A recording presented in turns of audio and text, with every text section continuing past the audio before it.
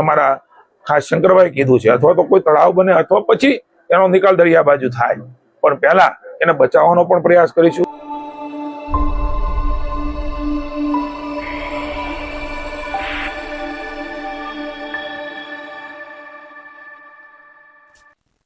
કેમ છો ખેડૂત મિત્રો?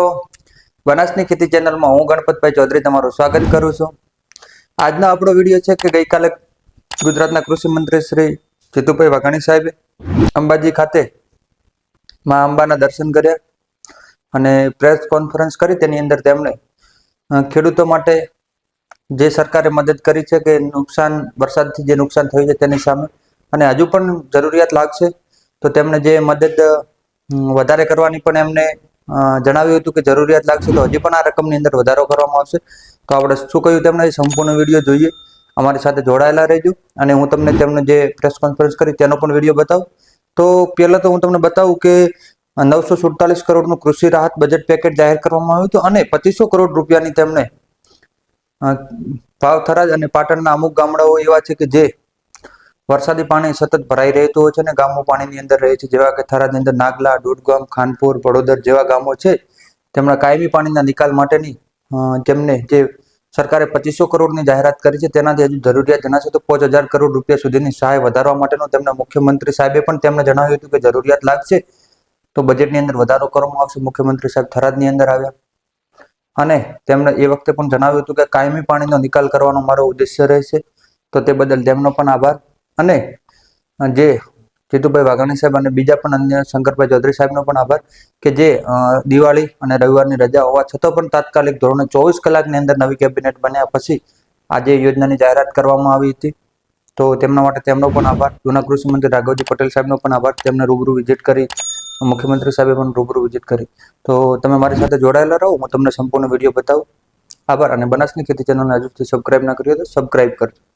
કુદરત લૂંટી લેતી હોય છે ત્યારે ક્યારેય કોઈ વ્યક્તિ કે સરકાર એને ક્યારેય આપી ન શકે. એ કુદરતની થપાટો આપણે કોરોનામાં પણ જોઈ છે, વાવાઝોડા પણ જોઈ છે, બહુ મોટી થપાટો હોય છે. પણ માનવી બનીને સરકાર તરીકે અન્ય સમાજસેવી સંસ્થાઓ પણ, અન્ય લોકો પણ એમને ખૂબ હૃદયના ભાવથી મદદ કરતા હોઈએ છે. અને એ બેઠો થાય, હંમેશા આપણા પરિવારમાં પણ હોય છે કે બેઠો કરવા માટે આજુબાજુમાં જતા હોય છે. બેઠા થવાના ભાગરૂપે મુખ્યમંત્રીએ કહ્યું છે કે આપણે એને મદદના ભાવથી કરીએ છીએ. પણ એ બધું જ કર્યા પછી શું મને આનંદ છે કે મુખ્યમંત્રીએ, અમારા શંકરભાઈ ચૌધરી માનનીય અધ્યક્ષશ્રીએ પણ, હું અવારનવાર એમની સાથે મિટિંગો કરી, આ પહેલાના મંત્રીશ્રીએ પણ આ બધી વ્યવસ્થાઓ કરી હતી. પણ 24 કલાકમાં સર્કલ પૂરું થાય કે ભૂપેન્દ્રભાઈના નેતૃત્વમાં, કારણ કે ઠરાવો કરવા, ચીફ સેક્રેટરી, નાણાં સેક્રેટરી, કૃષિ સેક્રેટરી, મુખ્યમંત્રી શ્રી, આ બધાની સાઈનો સાથે આ એક મદદ કરવા માટેનું, કારણ કે ક્યાંય વાત થાય ત્યારે એમ થાય ખેડૂતો માટે ક્યારેય ઉપકાર અમારી ભારતીય જનતા પાર્ટીની સરકાર કરતી નથી. ફરજના ભાગરૂપે એમના જીવનનો ઉદય થાય એવી પ્રાર્થના કરીને એને સધિયારો આપવાનો પ્રયાસ એ અમે કાયમ કરવાના છીએ. એટલે મારી વિનંતી છે આપના માધ્યમથી તમામ ગામડામાં રહેતા ખેડૂતો, ખેતમજૂરો, જોડાયેલા લોકો, સરકાર એ હંમેશા હૃદયના ભાવ સાથે તમારી સાથે ઊભી છે. સકારાત્મક વાતાવરણમાં આપણે સૌ આપણા રાજ્યને, કૃષિને, ઉત્પાદનને અને સૌના જીવનને કેવી રીતે આગળ લઈ જઈએ એના માટે આગળ વધીએ. સકારાત્મકતાથી જ હંમેશા આગળ વધારાતું હોય છે. ત્યારે સૌને મારી વિનંતી છે કે અમે ક્યારેય અમારી ફરજના ભાગરૂપે અમે કામ કરવાના છીએ. ઉપકારના ભાગરૂપે ક્યારેય અમારા મનમાં વિચાર પણ ના આપે એવી માના ચરણમાં હું પ્રાર્થના કરું છું. અને એ કાયમી નિરાકરણ માટે મુખ્યમંત્રીશ્રીએ અમને સૂચના આપી, અમે બેઠા. માની શંકરભાઈ ચૌધરી એ રાજ્યના આપણા વિધાનસભાના અધ્યક્ષ છે, વાવ થરાદના પ્રતિનિધિ પણ છે. આપણે જાણીએ છીએ કે થરાદના પ્રતિનિધિ છે. એમણે પણ ખૂબ અમને માર્ગદર્શન આપ્યું, મુખ્યમંત્રીનું માર્ગદર્શન મળ્યું. અને 2500 કરોડ રૂપિયા પાણી દર 4 વર્ષે ભરાય છે. તો એ ન ભરાય, ખૂબ વરસાદ આવે ત્યારે તારાજી થતી હોય છે જનરલી. અને આપણે જાણીએ છીએ ગ્લોબલ વોર્મિંગના કારણે વર્ષોથી આ બધી સમસ્યાઓ આવી રહી છે. એમાં વ્યક્તિ નથી, ગ્લોબલ વોર્મિંગ કુદરત જે રીતે વ્યવસ્થાઓ જે બની છે ગ્લોબલ વોર્મિંગની, એના કારણે નાની મોટી મુશ્કેલીઓ પડે છે. પણ એની સામે બાદ ભીડવાનું કામ એ સરકારે હાથ ધર્યું છે. કુદરતને પ્રાર્થના કરીએ કે આવું ક્યારેય થવા ન દે, કારણ કે માનવ એ તારી પાસે કાંઈ નથી, અમે તારી પાસે કાંઈ નથી, કુદરત માન છે, ઈશ્વર માન છે. ત્યારે એ રૂઠે નહીં અને બધાનું સરસ ચાલે એવા આપણે પ્રાર્થના કરીને અમે 2500 કરોડ રૂપિયાની જોગવાઈ પહેલી વખત ગુજરાત રાજ્યમાં થઈ છે.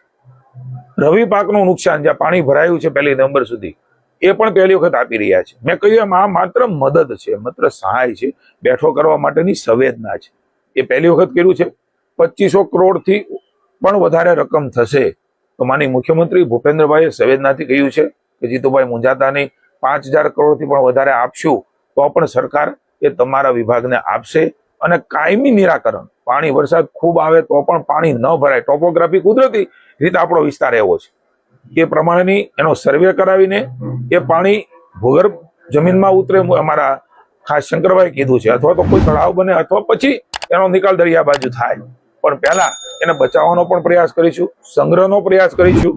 અને ભગવાનને માતાજી પાસે આવ્યું છે તો પ્રાર્થના કરું કે ભવિષ્યમાં ઉત્તર ગુજરાત, વાવ, થરાદ, પાટણ એને ક્યારેય આવી તારાજી સહન ન કરવી પડે એવી અમને બળ અને શક્તિ આપે.